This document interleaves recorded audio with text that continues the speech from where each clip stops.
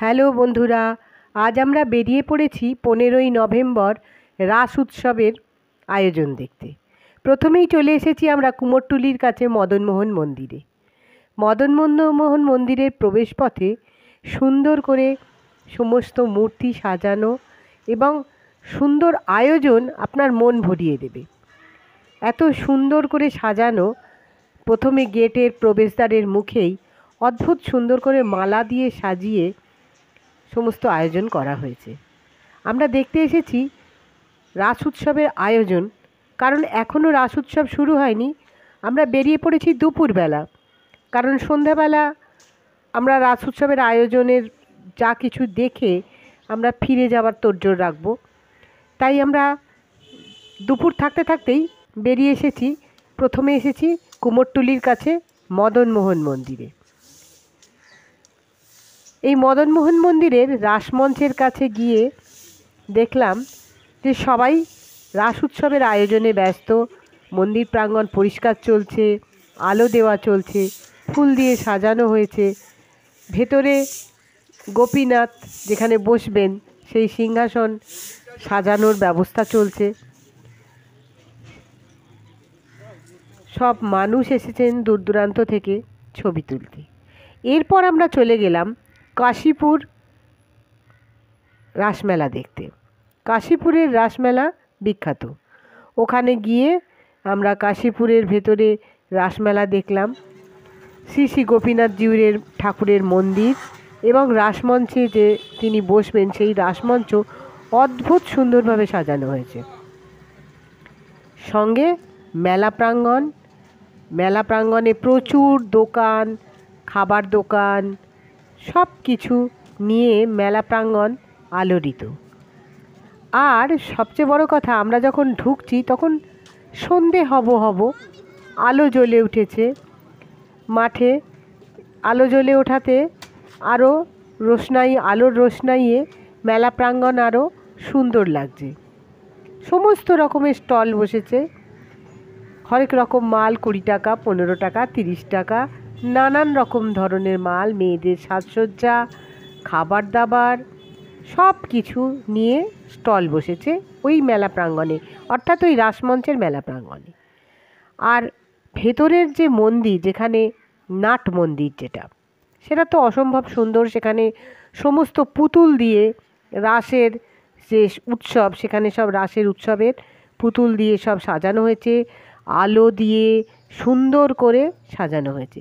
আমরা এবার দোতলায় উঠলাম, যেখানে ওপরে ভোগের ব্যবস্থা, মানে ওখানে ভোগ রান্না হচ্ছে। দোতলায় আমরা উঠে গিয়ে একটু ঘুরে দেখলাম মন্দিরের আশেপাশে সমস্ত জায়গা একটু আমরা ঘুরে দেখলাম। সুন্দর সাজানো, সুন্দর আলপনা ফুল দিয়ে সাজানো, দেখলে মন ভরে যায়। এখান থেকে গোপীনাথের রাসমঞ্চও দেখা যাচ্ছে, আলোয় সুন্দর সেজে উঠেছে। বহু মানুষ দর্শন করতে এসেছেন এই কাশীপুরের রাসমঞ্চের যে রাস উৎসব তা দেখতে। বহু মানুষ আমাদের মতো এসেছেন, আমরাও গিয়েছি। রাসমঞ্চ তো অসম্ভব সুন্দর সাজানো, ভীষণ ভালো।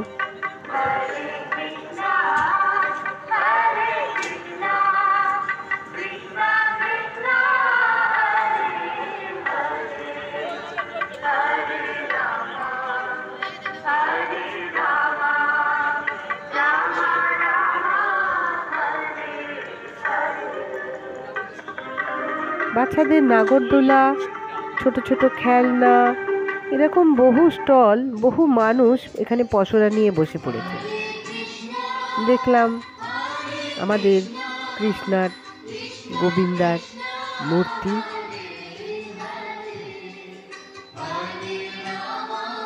ভেতরে নাট মন্দিরের কাছে প্রবেশ করতে দেখলাম আয়োজনে সবাই ব্যস্ত। আর ঠাকুর রাসমঞ্চে উঠবেন রাত্রি 10টায়, সুতরাং এখন সবাই আয়োজনে ব্যস্ত।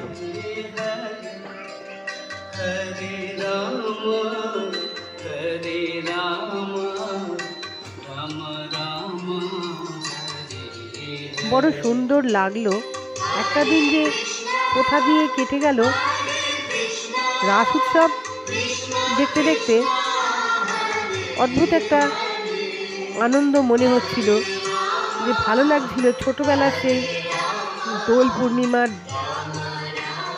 আনন্দ, তারপর ঝুলন পূর্ণিমার আনন্দ, ঠিক সেই রকমই, মাফ করবেন, সেই রকমই একটা রাস উৎসবের আনন্দ পেলাম।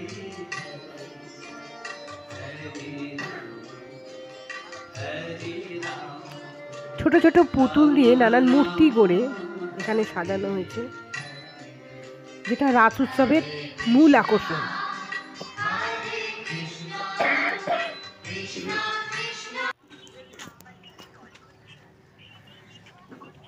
চলে এসেছি আমরা মেলা প্রাঙ্গণে।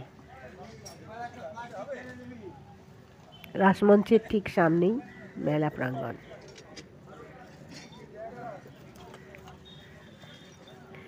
বহু পসরা নিয়ে মানুষ বসেছে।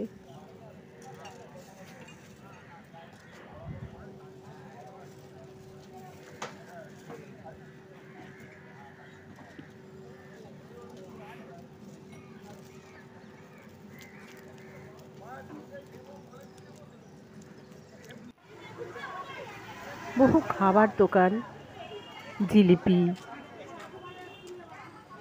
ওদিকে গজা, এদিকে কাপ ডিশ, বাচ্চাদের খেলনা, বাচ্চাদের বাজনা, ব্যাগ, মানে কি নেই, হরেক রকম পসরা নিয়ে মানুষ এসেছে বিক্রির আশায়। মেলার তো এগুলোই আনন্দ। আর মেলার একটা মুখ্য আকর্ষণ জিলিপি, বাদাম ভাজা, এসব তো আছেই।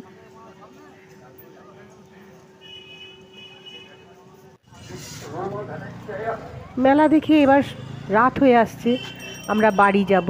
বাড়ি ফেরার পথ ধরলাম। বাগবাজার থেকে লঞ্চ ধরে আমরা হাওড়া ফিরে এলাম। এবার বাড়ি ফিরছি। পাশে থাকবেন বন্ধুরা, আশা করি আবারও এরকম ভিডিও আনতে পারবো।